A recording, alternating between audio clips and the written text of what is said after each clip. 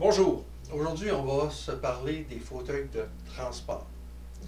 Souvent les gens vont nous demander un fauteuil roulant et dans les faits ils ont besoin d'un fauteuil de transport. Je vous explique la différence. Ici on a un fauteuil roulant. Donc vous voyez le fauteuil avec ses grosses roues.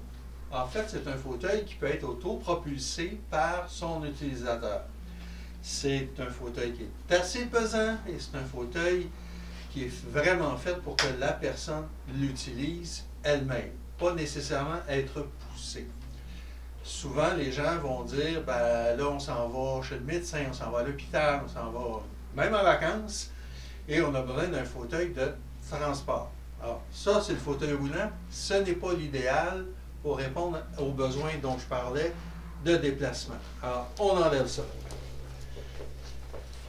Vous avez ici, là, on a fait exprès, on l'a plié, un fauteuil de transport. Alors, vous voyez, même les cale-pieds s'enlèvent facilement.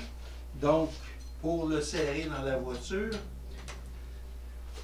et pour le déplier, on l'ouvre. On ouvre le dossier.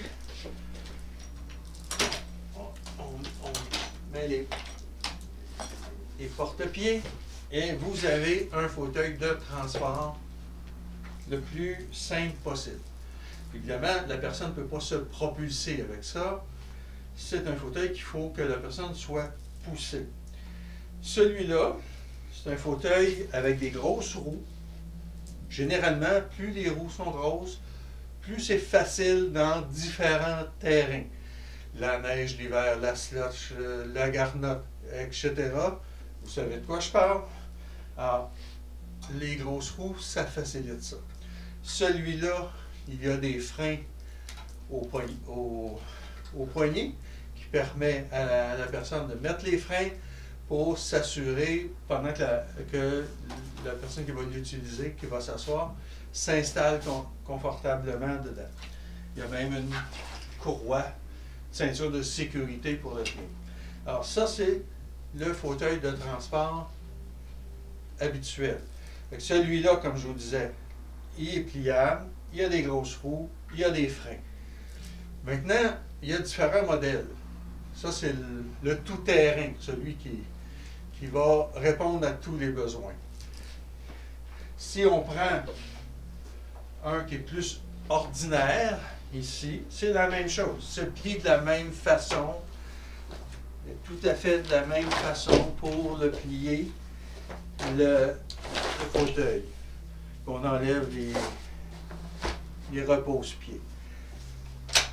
Beaucoup vont aimer un choix qui est à peu près esthétique de ce modèle-là.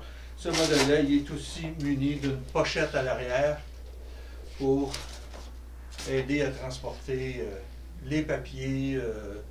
Souvent, comme je disais tout à l'heure, ça sert au niveau d'aller à l'hôpital, d'aller chez le médecin, bon, etc. Alors, et il y a un modèle qui est pareil, qui est noir, tout simplement, et qui est le modèle le plus bas de gamme, le plus ordinaire dans les fauteuils de transport. Alors, c'était ce qu'on vous a présenté, c'est les fauteuils de transport. Je vous rappelle que c'est un choix très utile pour les déplacements, mais surtout aussi parce qu'il est très pliable, très manœuvrable pour le mettre dans une voiture lors de visites à l'hôpital, chez le médecin, etc. Merci beaucoup et bonne journée.